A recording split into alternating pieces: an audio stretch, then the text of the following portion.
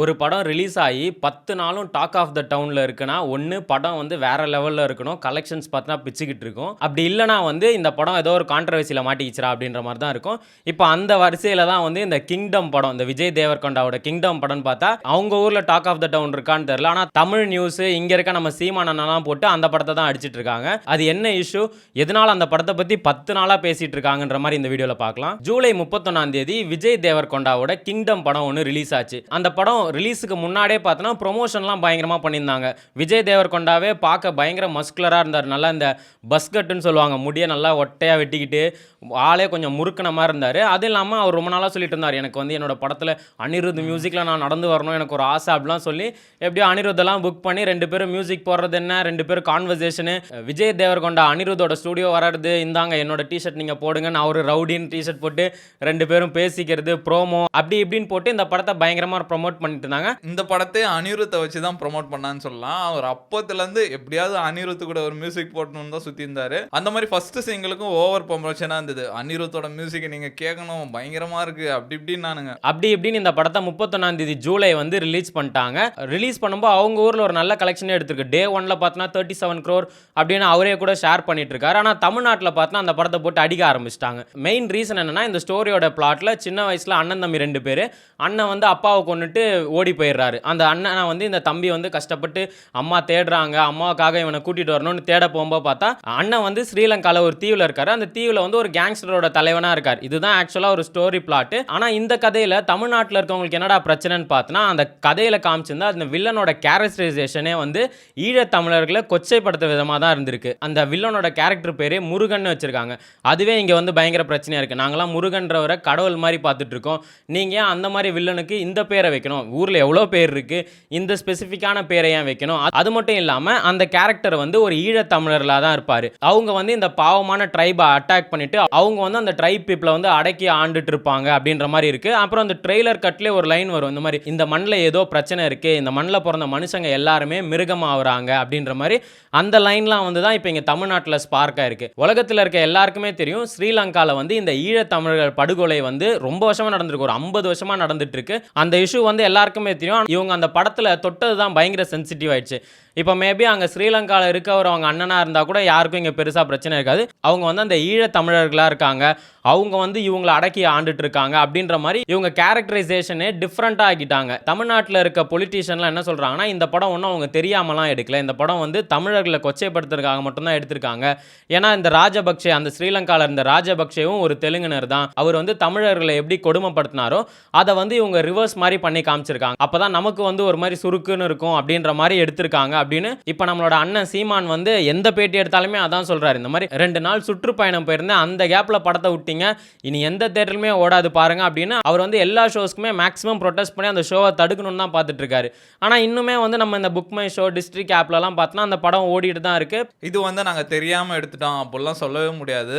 இப்போ நம்ம ஒரு படத்தை வந்து தேட்டரில் பார்க்குறோன்னா அதுக்கு முன்னாடி 100 வாட்டி அந்த படத்தை பார்த்துருப்பாங்க. அது மட்டும் இல்லாமல் ஒரு படம் இருக்கிறதுக்கு ஒரு 6 மாதம் ப்ரீ ப்ரொடக்ஷனே நடக்கும். அப்போ யாருக்குமே தெரியாமல் வந்திருக்கும், இந்த மாதிரி சென்சிட்டிவ் சப்ஜெக்ட் தொட்டா பிரச்சனையாகவும் தெரிஞ்சும் பண்ணுறாங்கன்னா பின்னாடி அவங்களுக்கு எதோ ப்ரொபகண்டா அந்த மாதிரி இருக்கும்னு நினைக்கிறேன். அதான் இவங்க பிளான் பண்ணி தான் எடுத்திருக்காங்கன்னு நினைக்கிறேன். ஆனால் தமிழ்நாட்டிலேருந்து ஒரு எதிர்ப்பு கூட வரல, யாருக்குமே தெரியவே இல்லை. இப்போ கன்னடாவில் இந்த மாதிரி ஒரு லாங்குவேஜ் இஷ்யூ வரும்போது அவங்க அதை ரொம்ப பெருசாக பார்க்குறாங்க. சீஃப் மினிஸ்டர்லேருந்து எதிர்கட்சிகள்லேருந்து ஏன் ஜட்ஜுமே வந்து அவங்க கன்னடாவுக்கு சப்போர்ட்டாக தான் பேசுகிறாங்க. ஆனால் தமிழ்நாட்டில் பார்த்தா அப்படி ஒரு விஷயம் நடந்ததே தெரில. நாம் தமிழர் மட்டும்தான் ஃபஸ்ட்டு இந்த போராட்டத்தை ஆரம்பித்தாங்க. அதுக்கப்புறம் மே 17 வந்து இந்த போராட்டம் பண்ணி நான் பார்த்தேன். இந்த மாதிரி 2 கட்சிங்க தான் இது பண்ணுறாங்க. இப்போ ரீசெண்டாக பேசின ப்ரெஸ் மீட்லலாம் அதான் சொன்னார், நான் கொஞ்சம் வெளியே இருந்தேன், தொடர்ந்து போராட்டம் இருந்ததுனால நான் இதை என்னால் கவனிக்க முடியல, இப்போ ஃபுல்லாத்தையும் முடிச்சிட்டேன், என்னடா விளாடிக்கிட்டு இருக்கீங்களா, சொல்லிட்டேன் நிப்பாட்டியா அவனை 2 நாளில், இல்லைனா எல்லாத்தையும் நிப்பாட்டிட்டு இதை முடிக்கிறதான் என் வேலை அப்படின்ற மாதிரிலாம் பயங்கரமாக பேச ஆரம்பிச்சிட்டாரு. சரி, இந்த படத்தோட டேரக்டர் யார் இவர், தேவையில்லாமல் இவ்வளோ பெரிய கான்ட்ரவர்சியில் கையை விட்டாருன்னு பார்த்தா அவர் வந்து கௌதம் தினனரி. இவர் யாருன்னு பார்த்தா ஜெர்சி படம் டேரக்டர். என்னையா கிளாசிக்கான ஒரு படம் எடுத்துட்டு எதுக்கு இந்த மாதிரி ஒரு சப்ஜெக்டை தொடணும், அதுவும் தேவையில்லாமல் ஏன் தமிழ்நாட்டு மக்களோட எமோஷன்ஸை வந்து தொடணும் அப்படின்ற மாதிரி இருக்கு. இப்போ பார்த்தோன்னா படம் டேரக்டர் ஹீரோ இவங்களாம் அடிக்கிறத விட்டுட்டு அனிருத்தெல்லாம் போட்டு அடிக்கிறாங்க. இந்த மாதிரி ஏன் ஏன் அவர் படம் பண்ணும்போது தெரியாதா? அவர்கிட்ட படம் வந்துரும். அவரு தான் மியூசிக் போட போறாரு. அப்பவே சொல்லியிருக்கலாம்ல, சார் இது என்ன சார் கொஞ்சம் சென்சிட்டிவா இருக்க மாரி இருக்கு. இது ஒர்க் அவுட் ஆகுமான்னு தெரியல. ஏன்னா அவர் தமிழ்நாட்டுல தான் இருக்காரு, சென்னையில தான் இருக்காரு. அவர் எப்படிப்பட்ட மியூசிக் டைரக்டர்னா படம் பார்த்துட்டு சூப்பரா இருந்தா அவரே கப்பெல்லாம் போட்டு ட்வீட் போடுற அளவுக்கு அவரு ஏன் சொல்லாம விட்டாரு? அதுக்கப்புறம் படத்தை தமிழ்நாட்டுல வாங்கி டிஸ்ட்ரிபியூட் பண்ண டிஸ்ட்ரிபியூட்டர் ஏன் பேசாம விட்டாரு? அவரும் ஒரு தமிழ் ஆள் தானே. அவருக்கு தெரிஞ்சிருக்கும்ல இந்த மாதிரி படம் போடும்போலாம் இந்த படம் வந்து இஷ்யூ ஆயிடும், தேவையில்லாம இதுக்கு பிரச்சனை வரும் அப்படின்னு ஏன் அவரு பேசவே இல்லை?